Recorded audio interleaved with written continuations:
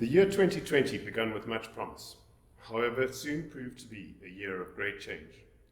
It was with sadness that we learned of the resignation of our beloved prep headmaster, Dave Ernston, who left Uplands after 20 years of service to be closer to his family. And then soon after, our executive head, Gary Sim, resigned to focus on his health. We as a board wish both Gary and Dave all the best for their futures and thank them for all they have done in countless hours of dedication to Uplands.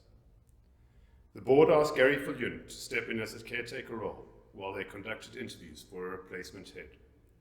It was during this time that the global pandemic hit South African shores, and we as a country went into lockdown.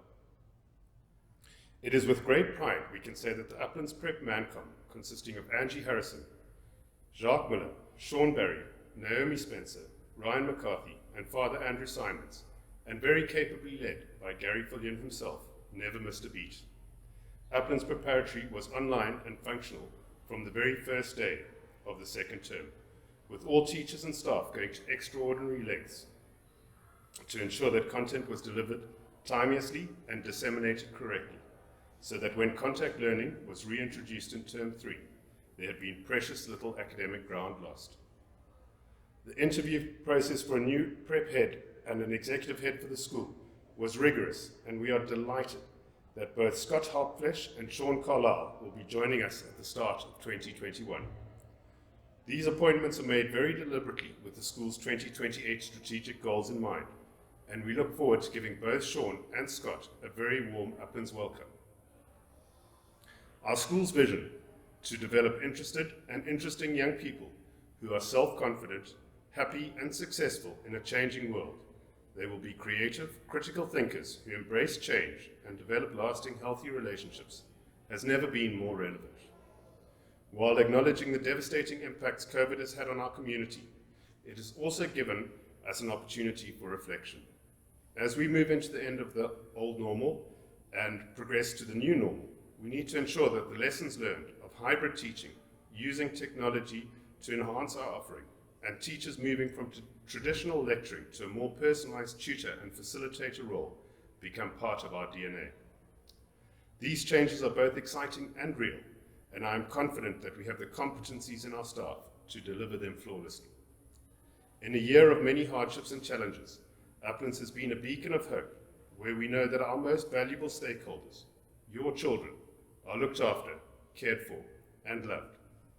I wish you all a very happy holiday and a wonderful break with your children. Every challenge, every adversity contains within it the seeds of opportunity and growth. That's a quote by Roy Bennett. In 2020, Uplands Prep explored the themes of nurturing, adaptability, creativity and resilience, and we had ample opportunity to display the best of these. Nurturing the pupils throughout the year to ensure their growth and development, adaptability in how we taught and learned and adjusted to the ever-changing landscape that was 2020. Creativity in solving the problems that we face and coming up with innovative ways to play and work.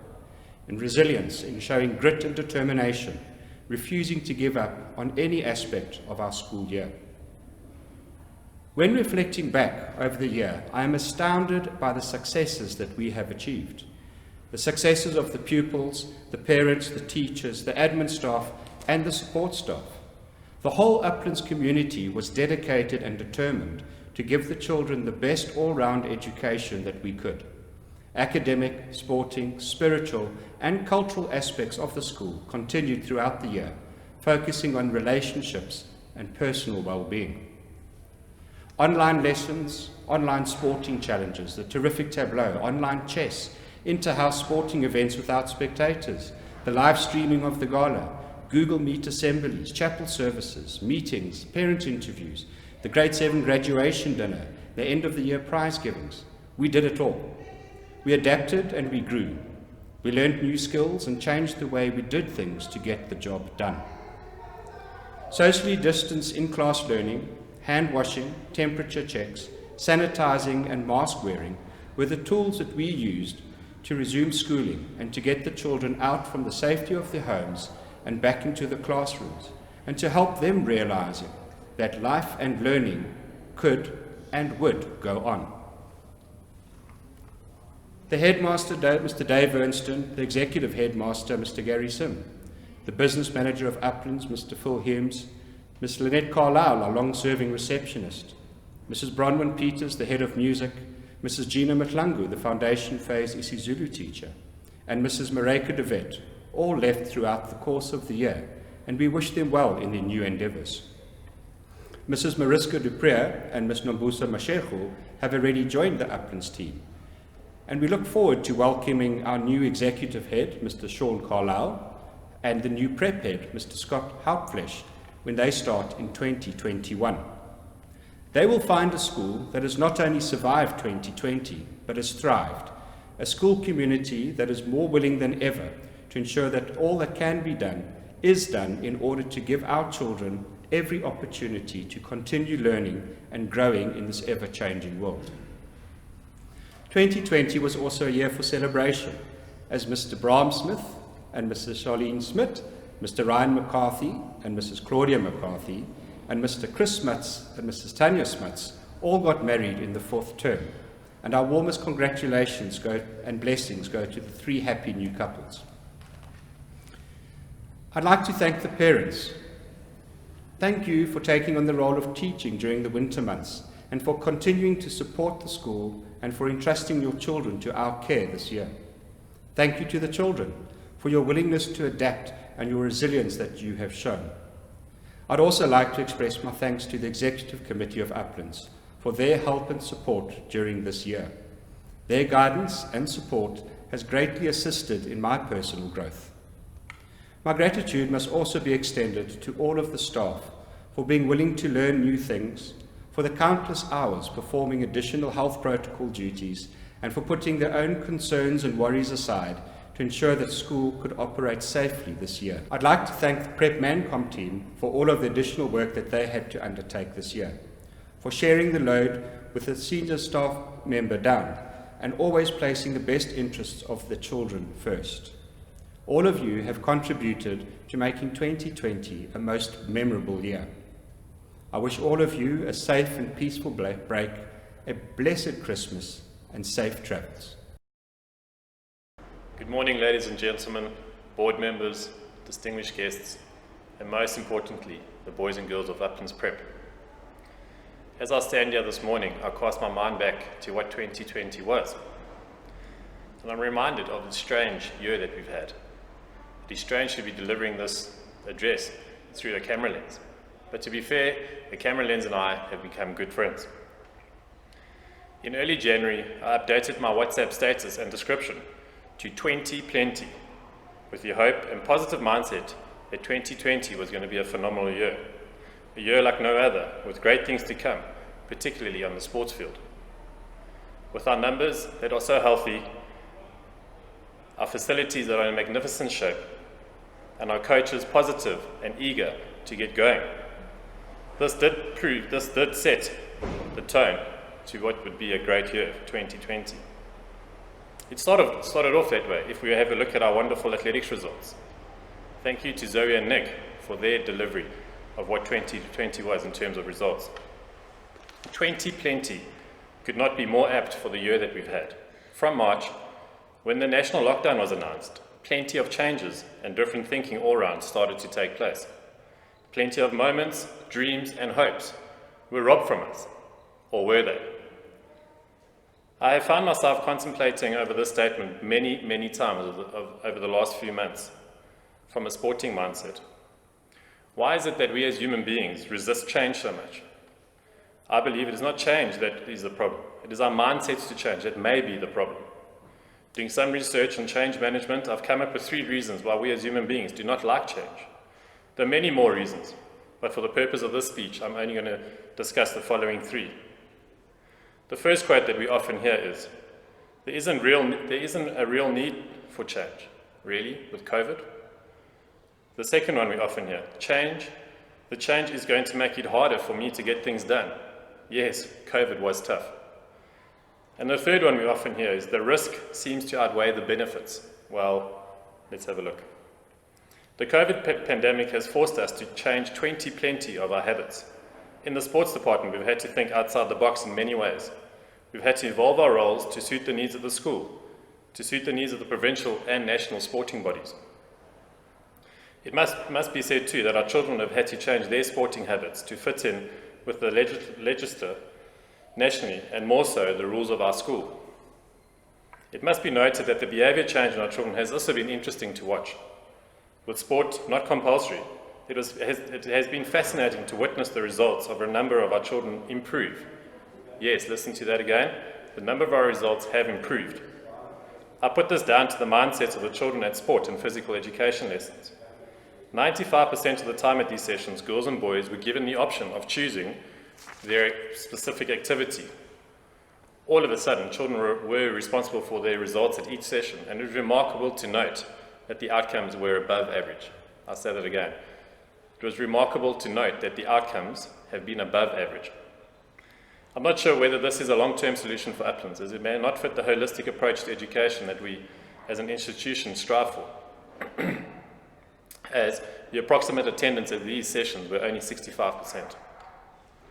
In closing, I'm looking forward to what 2021 has in mind, and I'll leave you with this quote by Ralph Waldo Emerson.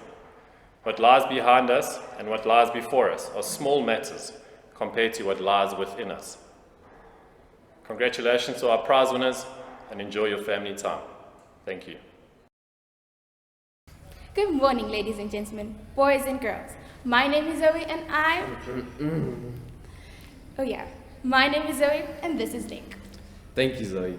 Don't you agree that this year has been completely different? This whole coronavirus thing happened and it almost ruined everything, including sports. I totally agree, but it didn't ruin sports entirely. I mean, we did have our annual inter-house athletics event. Oh, and which house won again?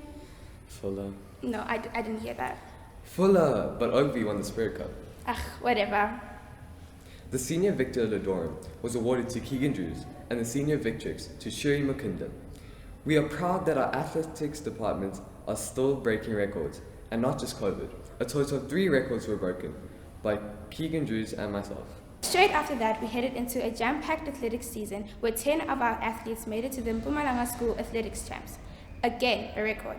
The most we have ever had, with Lulu Mbata being crowned the provincial champ in the under-11 high jump for girls.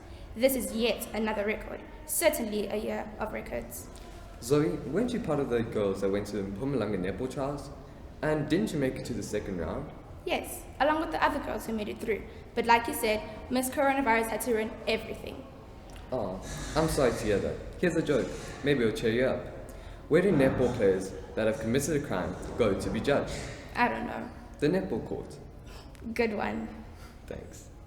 And as we were starting to get into the swing of things, Mr. President announced a 21-day lockdown that, as we all know, was always being extended.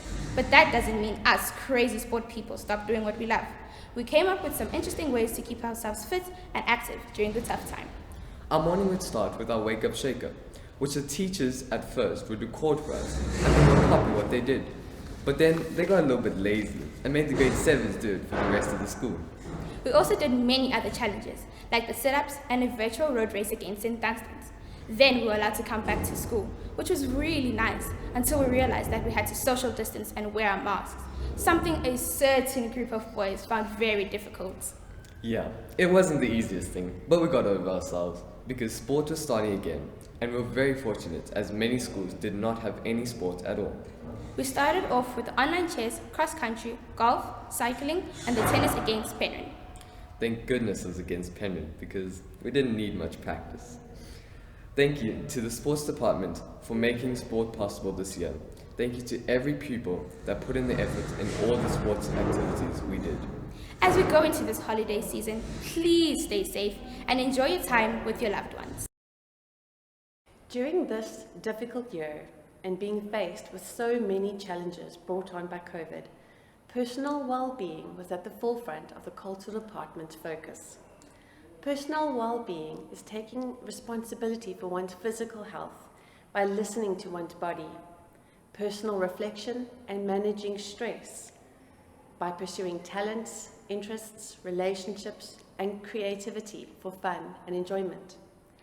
There were many fun cultural activities planned for the year which we were not able to implement.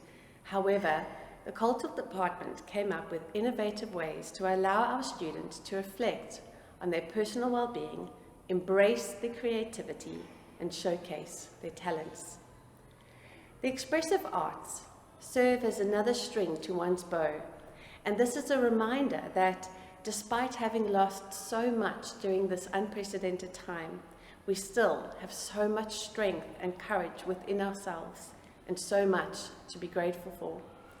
Creativity takes courage, and I would like to thank those courageous enough to involve themselves in our online cultural offerings, the students, the parents, and the staff who had the courage and the perseverance to make this year a culturally successful one.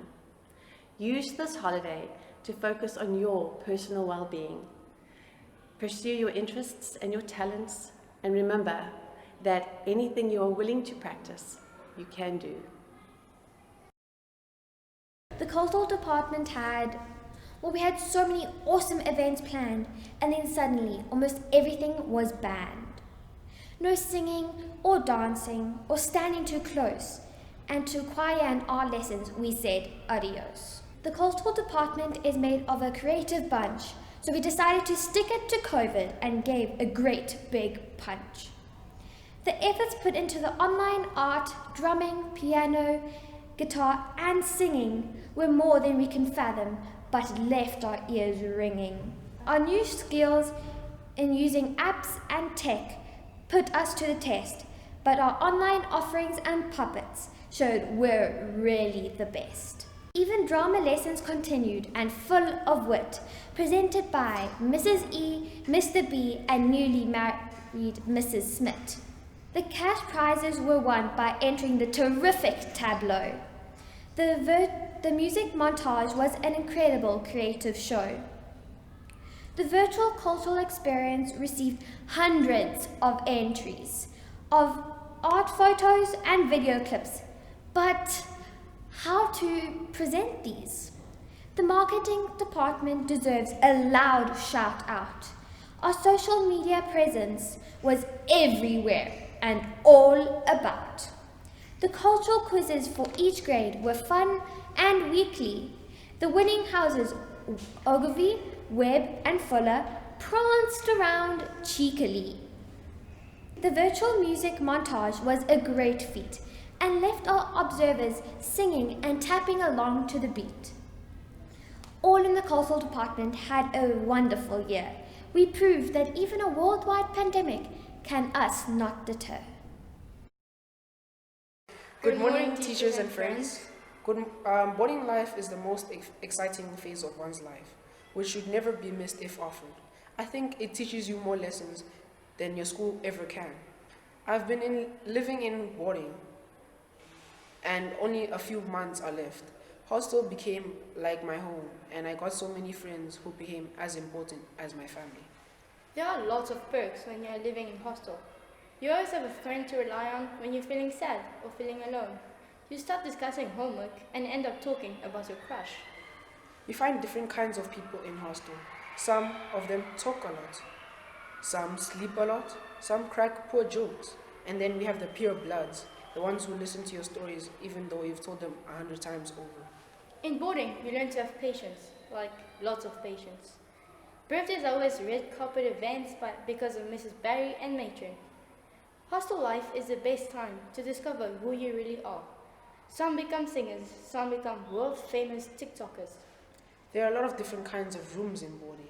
Extremely clean, average, and extremely dirty.